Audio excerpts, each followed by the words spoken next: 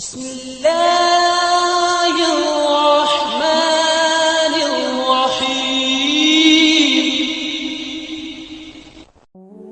اس سلسلہ اجتماعات کے اعتبار سے الوداعی تحفہ ہوگا۔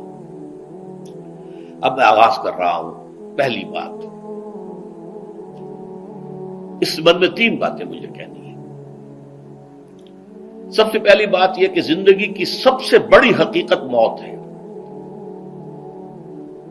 ہم بھلائے رکھتے ہیں، اپنے ذہن سے اسے دور رکھتے ہیں، لیکن واقعہ یہ ہے کہ زندگی کی سب سے بڑی حقیقت موت ہے۔ خدا کے منکر پیدا ہوئے ہیں، لیکن موت کا انکار کرنے والا تو کوئی پیدا نہیں ہوا۔ اس لیے میں نے آیت آپ کو سنائی، کل نفس ذائقۃ الموت، ہر ذی نفس کو موت کا مزہ چکھنا ہے، ہر جاندار کو موت کا مزہ چکھنا ہے۔ ثم الینا ترجعون، پھر ہماری طرف لوٹا دیے جاؤ۔ تو زندگی کی سب سے اہم حقیقت موت، اور موت کے بعد رجوع اللہ، آخرت، یہ سب سے بڑی حقیقت ہے۔ ایک حقیقت سب مانتے ہیں، سب جانتے ہیں، دوسری حقیقت کے اوپر پردہ پڑا ہوا ہے۔ میں نے اس اعتبار سے نوٹ کیا، یہ الفاظ قرآن میں 3 مرتبہ ہے۔ کل نفس ذائقۃ الموت، ہر جاندار کو موت کا مزہ چکھنا ہے۔ انبیاء اس سے مستثنا نہیں رہے، رسول اس سے مستثنا نہیں رہے، اولیاء اللہ مستثنا نہیں رہے۔ وقتی طور پر استثناء حضرت عیسیٰ کا ہے کہ ابھی وہ زندہ ہیں، لیکن عیسیٰ یاتی علیہ الموت، حضور نے فرمایا عیسیٰ پر بھی موت آئے گی۔ جب دوبارہ آئیں گے، زمین پر اتریں گے، پھر اس کے بعد ان پر موت وارد ہوگی، ان کی نماز جنازہ پڑھی جائے گی، انہیں دفن کیا جائے گا حضور کے پہلو میں، شادی بھی کریں گے، اولاد بھی ہوگی۔ باقی تو یہ ہے کہ کل نفس ذائقۃ الموت، سب کو موت کا مزہ چکھنا ہے۔ عیسیٰ بھی بالآخر اس سے مستثنا نہیں رہیں گے۔ بلکہ قرآن میں ایک جگہ کہا گیا ہے أَفَإِن مِتَّ فَهُمُ الْخَالِدُونَ، کیا ہے نبی، اگر آپ کا انتقال ہو گیا تو یہ کیا ہمیشہ رہیں گے؟ کون ہے دنیا میں جو ہمیشہ رہے؟ انتقال تو ہونا، آپ کا بھی ہونا ہے۔ إِنَّكَ مَيِّتٌ وَإِنَّهُمْ لَمَيِّتُونَ۔ یہ تو مختصر ترین الفاظ تھے۔ اس سے آگے بڑھیے، سورہ انبیاء میں فرمایا کل نفس ذائقۃ الموت وَنَبْلُوكُمْ بِالشَّرِّ وَالْخَيْرِ فِتْنَةً وَإِلَيْنَا تُرْجَعُونَ۔ ہر جاندار کو موت کا مزہ چکھنا ہے، اور اس سے پہلے پہلے ہم تمہیں آزماتے رہیں گے، خیر کے ذریعے بھی، بھلائی دے کر، صحت دے کر، دولت دے کر، اولاد دے کر، شہرت دے کر، اور برائی کے ذریعے سے بھی، تنگ دستی دے کر، بے عزتی دے کر، اہانت دے کر، ذلت دے کر۔ وَإِلَيْنَا تُرْجَعُونَ، اور پھر ہماری طرف لوٹائے جاؤ گے۔ یہ وہ دوسری حقیقت جو میں نے کہا کہ جس پر پردہ پڑا ہوا ہے، بہت بڑا پردہ ہے۔ لوگ یہی سمجھتے ہیں کہ یہی دنیا کی زندگی ہے۔ قرآن کہتا ہے إِنَّ الدَّارَ الْآخِرَةَ لَهِيَ الْحَيَوَانُ لَوْ كَانُوا يَعْلَمُونَ، یہ تو آخرت والی زندگی ہے جو اصل زندگی ہے، کاش کہ انہیں معلوم ہوتا۔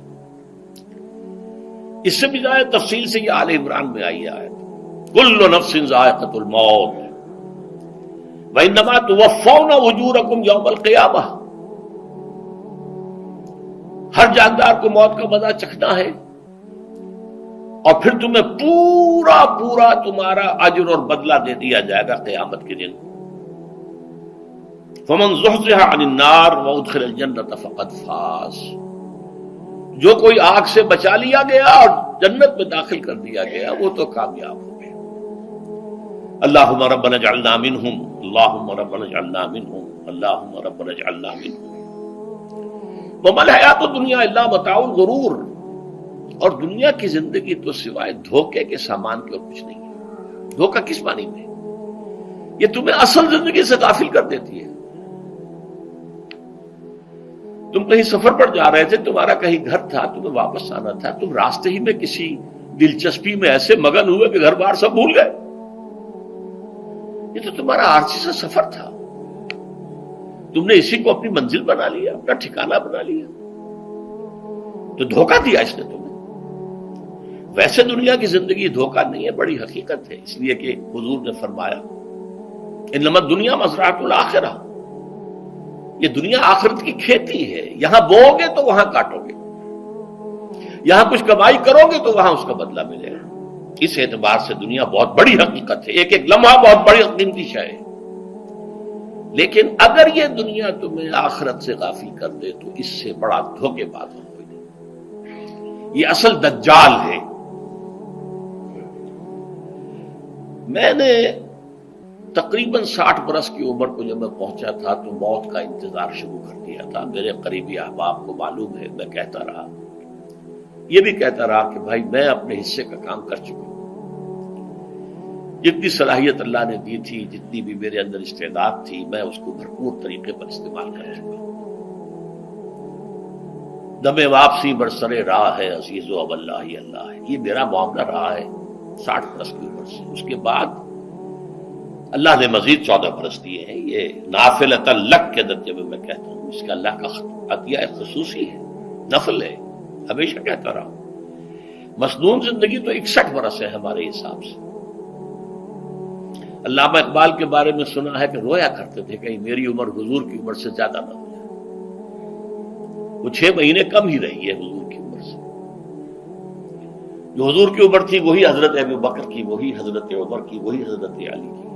ہاں، حضرت عثمان 82 برس کے ہوئے ماشاءاللہ۔ پھر یہاں کے مجددین میں سے وہی عمر حضرت شیخ احمد سرہندی کی، وہی شاہ ولی اللہ دہلوی کی۔ ہاں، شیخ عبدالحق محدث دہلوی رحمۃ اللہ علیہ 82 برس کی عمر۔ لیکن یہ میں کہا کرتا تھا مسنون عمر تو 61 برس ہے، جسے ہم 63 کہتے ہیں، وہ اصل میں ہمارے حساب سے 61 بنتا ہے۔ وہ 63 قمری ہے، جو 9 دن کم ہے، قمری سال جو ہے وہ شمسی سال سے۔ بہرحال میں اس وقت سے منتظر تھا، لیکن جو بھی وقت اللہ نے دیا ہے، اللہ کا شکر ہے، وہ مفید کاموں میں لگا ہے۔ ان میں خاص طور پر میں سمجھتا ہوں کہ اللہ کا مجھ پر سب سے بڑا احسان، اور مجھے پر نہیں، بہت بڑے پیمانے پر لوگوں پر جو احسان ہوا ہے، وہ میرا 1998 کا دورہ ترجمہ قرآن ہے جو کراچی میں ہوا تھا۔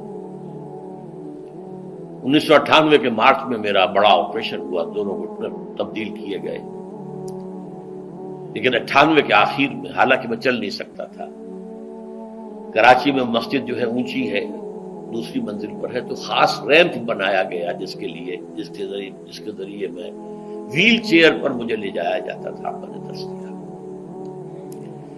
اس درس کی گزشتہ چند سالوں سے پوری دنیا میں جو گونج ہوئی ہے اللہ کے فضل و کرم سے، اللہ کا کوئی حکمت خداوندی اس کے ساتھ وابستہ ہے۔ اس میں میرے کسی کام کو دخل نہیں ہے، میری کسی کوشش کو دخل نہیں ہے۔ میں نے تو جو درس میں دیتا آ رہا تھا سن 85 سے، دورہ ترجمہ قرآن، البتہ یہ بات ضرور ہے کہ میں نے محسوس کیا تھا کہ سن 98 کے اس درس میں دورہ ترجمہ قرآن کے مجھے خصوصی انشراح حاصل تھا۔ میری ساری گفتگو کا حاصل کیا ہے؟ دیکھیے، نظریاتی تحریکوں کا تعلق اشخاص سے نہیں ہوتا، ٹھیک ہے، کوئی اس کا داعی ہوتا ہے، کوئی اس کا مؤسس ہو جاتا ہے، کوئی اس کا آغاز کرنے والا ہوتا ہے، لیکن نظریاتی تحریک افراد سے وابستہ نہیں ہوتی۔ افراد آتے چلے جاتے ہیں اپنا اپنا حصے کا کام کر کے، جس کو جتنا مقدر ہے، جتنی اللہ تعالیٰ کی طرف سے توفیق ہے، وہ اپنا کام کرے گا، چلا جائے گا۔ یہ چمن یوں ہی رہے گا اور ہزاروں جانور اپنی اپنی بولیاں سے بول کر اڑ جائیں گے۔ مبارک ہیں وہ لوگ جنہیں قرآن کی بولی بولنا نصیب ہو جائے۔ وَإِنْ يَحْسَبُ أَنِّي مِنْهُمْ، مجھے گمان ہے، اللہ کا فضل ہے کہ میں ان میں سے ہوں، میں نے قرآن کی بولی بولی ہے، اور قرآن مجید کو جیسا کہ وہ ہے، ایز اٹ از، اپنے کو مذمومہ خیالات، اپنے کوئی ذہن سے زائدہ نظریات کو میں نے اس میں دخل نہیں دیا، جسے انگریزی میں آپ آبجیکٹیولی کہتے ہیں، خالص معروضی طور پر قرآن کو پڑھا ہے، قرآن کو قرآن سے سمجھا ہے، یا پھر سیرت رسول سے سمجھا ہے۔ میں لفظ سنت کی بجائے سیرت استعمال کر رہا ہوں۔ قرآن مجسم حضور تھے صلی اللہ علیہ وسلم، اور حضور کی سیرت اور حیات جو ہے وہ قرآن مجید کی اصل تفسیر ہے۔ یہ حقیقت بھی بہت کم لوگوں کے علم ہے۔ وہ احادیث کا نام تو لیتے ہیں، احادیث بھی ہے، سیرت بھی تو احادیث ہی سے ہمیں ملتی ہے، لیکن میں خاص طور پر سنت یا حدیث کی بجائے سیرت کا لفظ استعمال کرتا ہوں۔ قرآن کی دو سورسز ہیں، قرآن خود اور سیرت رسول صلی اللہ علیہ وسلم۔ بہرحال انشاءاللہ العزیز یہ کام بڑھے گا، چلے گا، یہ میں ابھی بعد میں عرض کروں گا۔ دوسری بات جو میں نے آیت پڑھی آپ کو، وَمَن نُعَمِّرْهُ نُنَكِّسُ فِي الْخَلْقِ أَفَلَا يَعْقِلُونَ، بہت بڑی حقیقت زندگی کی یہ بھی ہے، جس کی ہم عمر زیادہ کر دیتے ہیں اس کی خلقی صلاحیتوں میں کمی کر دیتے ہیں۔ موٹی بات ہے، بڑھاپا آئے گا، ہمیشہ کی مانی ہوئی بات ہے۔ اگرچہ جوانی میں آدمی بڑھاپے کا تصور نہیں کرتا، لیکن بڑھاپا آنا ہے، یہ بھی ایک حقیقت ہے موت کی طرح۔ غالب نے کہا تھا مزمحل ہو گئے قوائے غالب، اب عناصر میں اعتدال کہاں۔ ایک صاحب نے مجھے شعر سنایا تھا، ابراہیم صاحب سے، ٹونک کے رہنے والے، ذوف پیری بڑھ گیا، جوش جوانی گھٹ گیا، اب عصا بنوائیے نخل تمنا کاٹ کر۔ یہ تمنائیں جو ہیں طول العمر، انہیں کاٹو، اب گئی جوانی، امنگوں والا دور گیا، اور یہ جو تمناؤں کا پودا ہے اس میں سے لکڑی لے کر عصائے پیری بنوا لیجیے، اب بڑھاپے کے لیے ایک عصا درکار ہے۔ بڑا پیارا شعر ہے، ذوف پیری بڑھ گیا، جوش جوانی گھٹ گیا، اب عصا بنوائیے نخل تمنا کاٹ کر۔ ابھی 2-3 دن ہوئے ہیں یہاں پر جو خانہ فرہنگ ایران ہے اس کے ڈائریکٹر آئے تھے، انہوں نے فارسی کا ایک شعر سنایا، بڑا پیارا شعر ہے، در جوانی گفتم کہ شعر شعر است اگرچہ پیر بود۔ جوانی میں میں یہ کہا کرتا تھا کہ شعر تو شعر ہی ہوتا ہے، چاہے بوڑھا ہو جائے، بوڑھے ہونے سے اس میں کیا فرق واقع ہو جائے، شعر شعر است گرچہ پیر بود۔ چوب پیری رسیدم، جب میں خود پیری اور بڑھاپے کو پہنچ گیا، دیدم، تو مجھے یہ بات نظر آئی کہ پیر پیر است گرچہ شعر بود، بوڑھا بوڑھا ہی ہوتا ہے چاہے وہ شعر ہی کیوں نہ ہو۔ تو یہ بڑھاپا جو ہے یہ زندگی کی دوسری بڑی حقیقت ہے۔ اس کا ایک اثر تو سب کو معلوم ہے، قوائے غالب جو میں نے کہا، بڑھاپے کا عام نتیجہ جسمانی ضعف، سب جانتے ہیں، لیکن مجھ پر اور کچھ اور لوگوں پر بھی خاص طور پر اس کا جو ایک اثر ہوتا ہے، یہ مجھ پر ہوا ہے، وہ ہے یادداشت کی کمزوری، اور یہ میں کئی سال سے محسوس کر رہا ہوں۔ میری پرانی یادداشت بڑی مضبوط ہے، قوی ہے، اس میں کہیں کوئی کمی نہیں ہے، لیکن ریسنٹ پاسٹ کی چیزیں جو ہے، پچھلے 5-6 سال کے واقعات مجھے یاد نہیں رہتے، اشخاص سے ملا ہوں اور دیکھ کے پہچان لیتا ہوں، کئی بار ملاقات ہوئی ہے، نام یاد نہیں آتا، تاریخیں اور اشخاص کے نام کے اعتبار سے تو خاص طور پر کئی سال سے میری جو میموری ہے وہ امپیئرڈ ہے، اور میں محسوس کرتا رہا ہوں کچھ عرصے سے کہ عین تقریر کے دوران محسوس ہوتا بلیک آؤٹ ہو گیا، اور مجھے سلسلہ کلام جوڑنے کے لیے سوچنا پڑا۔ بعض اوقات 1000 کروڑ مرتبہ بولے ہوئے الفاظ غائب، اب چاہے کتنا ہی زور لگا لوں وہ لفظ یاد نہیں آئے گا، ہاں تھوڑی دیر کے بعد خود بخود یاد آ جائے گا۔ میرے اس آپریشن سے اب کچھ عرصے پہلے تک جو میری تقریریں یہاں ہوئی ان میں بہت سے لوگوں نے نوٹ کیا، میری تقاریر میں اب وہ روانی نہیں رہی تھی، وہ جو کراس ریفرنسز آیا کرتے تھے، جس کی بنا پر ایک مولانا عبد الکریم پاریخ صاحب تھے ناگپور کے، انڈیا کے، مولانا علی میاں کے وہ خلفاء میں سے، انہوں نے تفسیر بھی لکھی ہے قرآن کی، وہ ایک مرتبہ لاہور آئے تھے تو مجھ سے بھی ملاقات ہوئی، میرا درس بھی سنا، پھر یہاں وہ ایک دینی ادارے میں گئے، وہاں میرے خلاف باتیں ہو رہی تھی، تو انہوں نے کہا بھائی اس شخص کی کیا بات کرتے ہو، اس کے سامنے تو معلوم ہوتا ہے کہ قرآن کھلا ہوا ہے، جہاں سے چاہے لے لے، پھول کھلے ہیں گلشن گلشن، لیکن اپنا اپنا دامن، تم کیا بات کر رہے ہیں اس کے بارے میں۔ تو عبد الکریم پاریخ صاحب کی وہ جو تاثر تھا وہ صحیح تھا، کراس ریفرنسز کا آنا، القرآن یفسر بعضہ بعضا، اس میں بہت کمی آ گئی۔ بہرحال اس کے علاوہ تیسری چیز ہوتی ہے بڑھاپے میں ریزسٹنس کی کمی کی وجہ سے عوارض۔ بلڈ پریشر کا میں مریض ہوں اور کوئی 25 برس سے ہوں، شوگر کا میں مریض ہوں اور کوئی 5 برس سے ہوں۔ ایک خاص برس جو مجھ پر آیا ہے آج سے 4 سال پہلے، اس کی ایک تاریخ ہے۔ یہ جو امراض دماغی کے ماہرین ہیں یہ کہتے ہیں کہ ایک مرض ہے بائی پولر ڈپریشن۔ انسان میں کبھی تو انشراح ہوتا ہے، ایکٹیویٹی ہوتی ہے، سوچتا ہے اور ایکٹیو کرنے کے لیے، گفتگو کے لیے، بھاگ دوڑ کے لیے طبیعت میں آبادی ہوتی ہے۔ کبھی وہ بجھ سا جاتا ہے، کبھی وہ حرکت کرنے کو جی نہیں چاہتا، پڑا رہے کسی کونے میں، سو جائے۔ تو یہ بائی پولر معاملہ کہلاتا ہے، یہ ویو چلتی ہے۔ اچھا، یہ ہے ہر انسان میں، جسے ہم عام طور پر کہتے ہیں موڈ آف ہے بھائی میرا، مجھ سے باتیں کرو۔ تو یہ موڈ کا آف ہو جانا، آن ہو جانا، یہ عام آدمی میں بھی ہوتا ہے۔ لیکن جو اللہ کے کسی فضل و کرم سے زیادہ ذہین ہو، زیادہ حساس ہو، ان میں پھر یہ جو ویو ہے یہ زیادہ اونچائی زیادہ نیچائی، زیادہ اونچائی زیادہ نیچائی، اور اس کو پھر ہم کہتے ہیں مرض، بائی پولر۔ یہ ہمارا خاندانی مرض ہے۔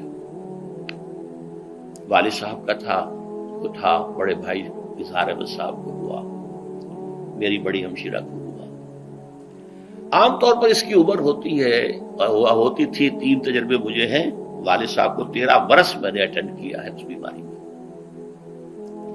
سن 52 سے 65 تک جب کہ ان کا انتقال ہوا۔ تو یہ عام طور پر شروع ہوتا ہے 50 برس کے لگ بھگ۔ میری عمر جب 50 برس کے لگ بھگ ہوئی تو مجھے کئی مرتبہ محسوس ہوا کہ میری تقریر کے دوران سوئچ آف ہوتا ہے۔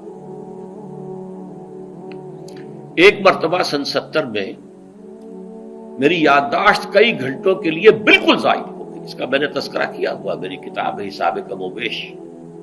جو کیفیت مجھ پر گزری تھی، جس کرب کے عالم میں وہ چند گھنٹے مجھ پر گزرے تھے، میں انہیں الفاظ میں بیان نہیں کر سکتا۔ آدمی خراب ہے، نہ ابتدا کی خبر ہے نہ انتہا معلوم، کچھ بھی نہیں۔ میں جب 50 برس کا ہوا اور یہ ایک مرتبہ مجھے جھٹکے لگے مسجد سمن آباد کے اندر، تو میں نے ڈاکٹر رشید چودھری صاحب سے، وہ میرے والد صاحب کے بھی معالج رہے تھے، میں نے ان سے کہا کہ یہ ڈینجر زون میں داخل ہو گیا ہوں۔ ان کا نہیں، آپ کو یہ نہیں ہوگا، اس لیے کہ آپ اللہ کے کتاب کی خدمت کر رہے ہیں۔ تو ان کی یہ بات پارشلی ٹروتھ نکلی کہ 70 برس کی عمر میں مجھ پر یہ 20 برس اللہ تعالیٰ نے مجھے اس میں ایک بونس دے دیا۔